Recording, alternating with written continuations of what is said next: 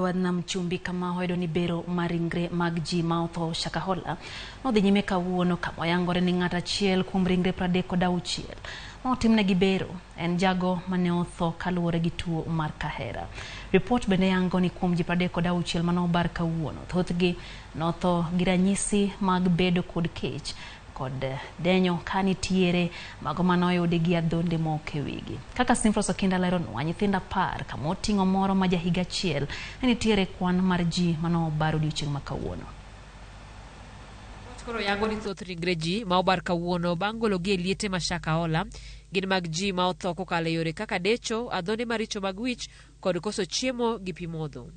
Achiel kuom ringre ng'at achiel ma obar en manyo wito ngimane odhiambo manyoro kaluwore kod tuo mar kahera kata TB kane riko yudo thieth tok rese e bungu ma Shakahola.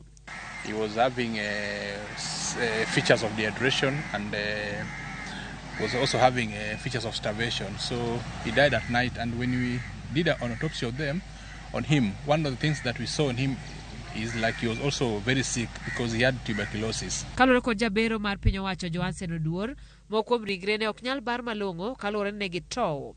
E ringre mamoko noyudi gi ranyisi mag decho kod adhonde. 33 of them were severely decomposed, while 2 of them were moderately decomposed.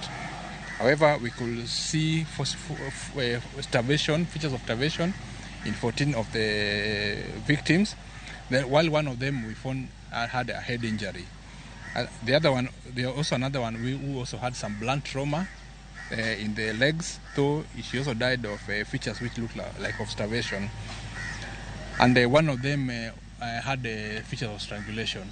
Oduor lero ni ringre duto manobar kawuono ne nikod fuondni te mag del. Komachielo jadolo Ezekiel Odero mar kanisa mar New Life Church koro wacho ni bede migepe moko mag piny owacho wuok oko mar rocho chenro mage mag dolo kod chenro duto motudore kode. Ezekiel wacho ni kata obedo ni buche mitudego onge kod mise kata neno moromo, nitie bede sirikal moko madonjone gi ketho mar dwaro golo nying kanisa ne e listi mar ute lamo e pacho ka. Kawuono ringre 36 nobar e kwan ni mine gin 17 ka chuo ne gin 18.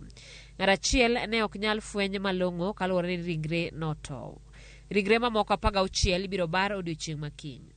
Simfros Okinda, Ramogi TV.